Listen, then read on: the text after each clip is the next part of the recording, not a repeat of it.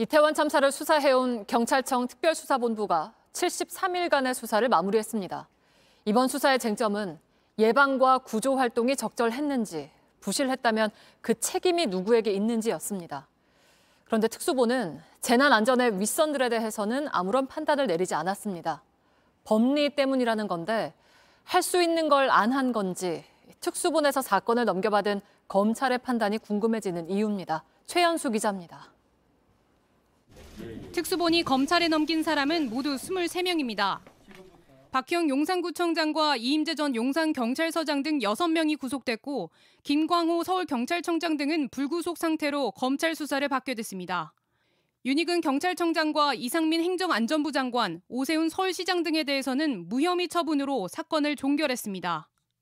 법리 검토를 거친 결과 사고 발생에 대한 예견 가능성 등 구체적 주의 의무 위반이 있다고 보기 어려워 수사 종결할 예정입니다. 관련 법상 주어진 책임과 의무에 비춰봤을 때 이태원 참사와의 인과관계가 명확하지 않다는 겁니다. 유족들은 특수본이 이른바 윗선 의혹이 제기된 이들을 소환조차 하지 않은 데에 대해 비판했습니다. 거대 조직을 가지고서 수사를 요구밖에 못했다는 것조차도 이해가 안 가고. 앞서 경찰청과 서울청, 용산서 등에서 압수수색을 벌인 검찰은 참사 전후 경찰관들이 주고받은 메신저와 112 신고 내역 등 전반을 살펴보고 있습니다. 오늘은 유족들을 상대로 피해자 조사도 이어갔습니다. JTBC 최연수입니다. 특수본은 이태원 참사의 원인을 군중 유체화, 그러니까 너무 많은 사람이 몰려서 하나의 강물처럼 흐름이 생겼고 이 때문에 그 안에 개개인은 한 덩어리가 되어버린 물처럼 각자 탈출할 수 없는 상태가 되면서 피해가 커졌다고 밝혔습니다. 이 내용은 조혜연 기자입니다. 참사 발생 5시간 전부터 모여들기 시작한 사람들. 밤 9시가 되자 인파가 최고조에 이릅니다. 스스로 움직일 수 없어 군중의 흐름에 떠밀려 다니는 상황이 된 겁니다. 1제곱미터 안에 7명 이상만 돼도 생기는 군중 유체화 현상인데 당시 최대 12명까지 몰려있던 것으로 파악됐습니다.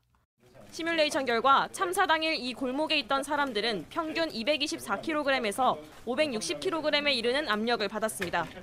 자기 몸무게의 4배에서 10배까지 누르는 힘을 받은 겁니다.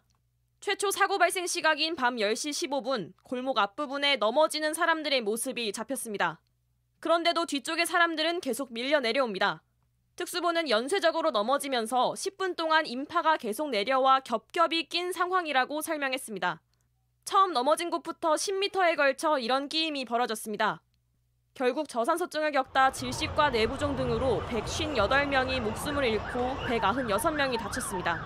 부정확한 상황 판단과 구호조치 지연 등 기관들의 과실이 중첩되어 다수의 인명피해를 초래한 것으로. JTBC 조혜연입니다.